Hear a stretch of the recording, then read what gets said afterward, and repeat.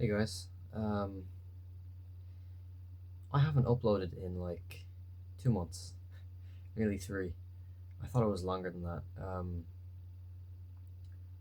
Not that any of you really care, but I'm gonna keep going. I'm gonna keep uploading, and I'm gonna keep talking about movies I like, and books I like, and video games I like, and TV shows I like. Just things I like. I've got a few interests, I've got a few hobbies, and I want to emphasize that. YouTube is an outlet that I've wanted to, express myself through for for as long as I can remember, really. Um, like I've had YouTube channels before, but I hope that this time I can succeed at um, showing you guys who I am and what I'm interested in my favorite format, which is just sitting here and talking to a camera. Um, and yeah, I'm just gonna keep doing this. I really think that this is gonna be the way I'm just gonna record. So, yeah, I'm gonna get started on today's review. It's about a film I saw recently that really struck a chord with my interests. It's the 1978 film I Spit on Your Grave. Um, where do I start with this film? Well, first of all, I reviewed this film on Letterboxd. Um, I went a bit in depth on the primary theme, um, which, if you've heard anything about this film, you know that it's rape, sexual assault, and I am going to leave my Letterboxd account in the about section of this video, in the description. Um, if you guys would prefer me to comment it instead, please let me know, down in the comments, obviously. But yeah, if you're sensitive to certain topics regarding abuse and assault, especially sexual assault, then I would recommend not watching this video, because even though I'm not going to show any clips, or go into graphic detail about what happens in the film or what is portrayed in the film, I am going to have a basic overview of what happens. And if that's something that makes you uncomfortable, I would recommend clicking off the video now. But you've been warned. So I would also recommend that if you haven't seen this film and you're interested in it, or interested in seeing it, or think that you can handle its very graphic depiction of violence, then yeah, I would recommend that. It's a great film. I think it's something that everybody who is a fan of slasher horror, or just horror in general, um, or revenge horror in particular, you should see it. It's great. It's one of the best films in the horror genre that I've seen recently, probably ever, if I'm being honest. This surprised me a lot. Um, I was in the mood for something really dark, um, a slasher, because I really like slashers. I think they're really stupid. Um, that's kind of the appeal to me. So I wasn't expecting a really serious, really dark, really depraved slasher film to get me, but it did. I was on board with it the whole time. It's a really investing film. It's not the most eventful film for the first few minutes, you know.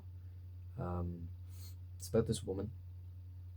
She's traveling to a summer home to write her first novel, and um, when she gets there, she encounters a group of men who proceed to brutalize her in ways shown on screen for essentially 40 minutes, 30, 35, 40 minutes of screen time. And bear in mind that this film is under 2 hours as well, so that's a significant portion of the film. At least a third, maybe even 2/3, is taken up by this very extreme, very horrible um, act of violence against this protagonist. Um, and I haven't seen anything like it. I've seen films that depict sexual assault, um, some in very graphic ways. For example, A Clockwork Orange is one of my favorite films, and um, that obviously has a lot of very sensitive content regarding that in it. But not to the extent of I Spit on Your Grave. It is probably the most brutal portrayal of it I've seen on film.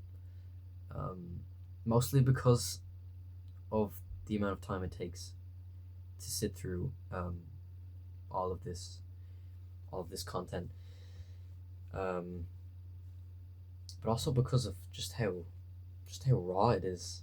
It's brutal. It doesn't hold back. It shows it all, um, and in a way, I kind of admire that, because, and I said this in my review, my written review. Um, would you really want it to be toned down? Because wouldn't that lessen the severity of what's being shown here? You know, wouldn't that make it seem like less of a deal, less of a big deal than it is? Because this is still a very prevalent thing that happens to men, but to women mostly too, and it's disgusting. It's one of the worst things I can possibly think of. Um, and this film, it succeeds at um, making you side with our protagonist all the way. It just does. It puts you on the side of our protagonist immediately. You know, we're all the way with what she's about to do when she gets her revenge. Because I mean, the guys think that she's dead because they try to, um, they try to kill her so that she won't snitch, or that she won't, try to explain why she's, you know, basically half dead. All right. I mean, it's not. This is not a nice film in any way. Um, this is real horror. This is not like spooky vampire, monster horror. This is real shit. This is um, not something I really want to watch again. If I'm being honest, I really like this film. I loved it actually. I thought it was fantastic, but it's not something I want to see. At least not anytime soon. Um, Most people will have to look away at some of the scenes in this film, but the revenge scenes show, and this is my favorite part of the whole film. The revenge scenes, the way that she kills these people, these men. They aren't even really men, to be honest. They're the bare minimum of what can be considered men. Um, the way that she kills these people is just so out of context. This would be so vicious, so unexplainably brutal, but it it justifies it. You were there, and you saw the agonizing pain and the time it took to sit through the content shown beforehand, and you were there. You were there for that. The audience is there for that. So when she gets her rightful revenge in what I can only explain as some of the most methodical and twisted 1970s, 1980s kills I've seen in horror history, it's it's understandable. Because usually when you watch these types of films, Friday the 13th, for example, you see these teenagers, these usually pretty half naked, horny teenagers getting killed. Um, you know, Sometimes I don't know, they'll get an arrow through the neck, through a bed or something. They'll get thrown onto a car from a window.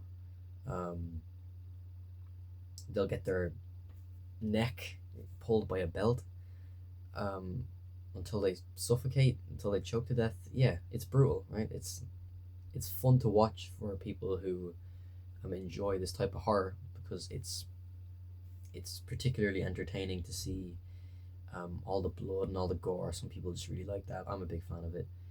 Um, I think it's very impressive to see all these kills orchestrated in just a very light-hearted way, in a very light-hearted film. That's not very deep. It's not very, you know, there's not a lot of depth to it. It's just people getting killed in clever ways. Um, I understand the appeal. I am a part of the appeal itself. Um, but there's very little justification for what happens, you know?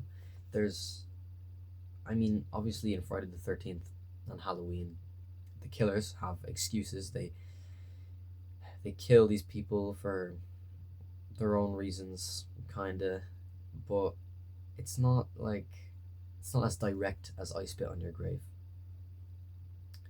I Spit on Your Grave makes you sympathize with the protagonist more than Jason or Freddy, especially, or Michael Myers. You really, really sympathize, like 100%, with the killer, and I find that to be very interesting. I think it's genius. Um, I don't think anybody can replicate this film in the same way that it was here, because it is a slasher, and I love slashers. Um, they're very appealing to me, but this has a very disturbing twist to it, and it asks some very morally interesting questions. Is revenge ever justified? Um, does this woman deserve to kill these people, and does she deserve to do it in such a brutal manner? That is some interesting shit. Um, this film got me thinking, and I cannot say that for any other slasher film I've seen.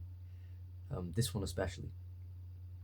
This one is a very special, very rare slasher film, um, and I hope that you guys check it out if you haven't seen it, with caution, obviously. Um, if you haven't seen it and you just got the whole thing spoiled, uh, well, most of it spoiled, I won't say anything more regarding the plot. I hope that if you can handle very graphic abuse and assault and violence, that you consider checking this film out. It's a very important film. I think it's very important. I think it does have a purpose. It's been accused of being misogynistic and sexist towards women. Um, and I mean, maybe I shouldn't be saying this because I'm a guy, but it really isn't. It's actually the exact opposite. Like it's absurd um, that this film got such a bad rep when it first came out, especially from critics. Critics absolutely abused this film, um, and I couldn't disagree more. I could not disagree more. This is one of the best slasher films ever made. It's brutal. It's unflinching. It's relentless. It's probably a lot worse than you think it is right now. Before seeing it, but trust me, it's bad. It shows stuff that you probably didn't even think was humanly possible, but it is. Unfortunately, it is, and it happens a lot. Um, and it takes a look at the victim getting revenge, and you're there for it, and you understand it. So yeah, I Spit on Your Grave, 1978. Um, I mean, I gave this 5 stars on Letterboxd, and I don't think I'm gonna change that. I think this is a very special film to me. I think it's only gonna grow on me more the more I think about it, because um, yeah, it's heavy stuff. It's not for everybody, but to tell morally such a morally saddening and interesting and disturbing concept in a slasher format is just genius. Um, so yeah, hope you guys check it out. if you haven't, with caution. And I'll see you guys later. Again, my letterbox is in the about section, and I'll see you guys later. Bye.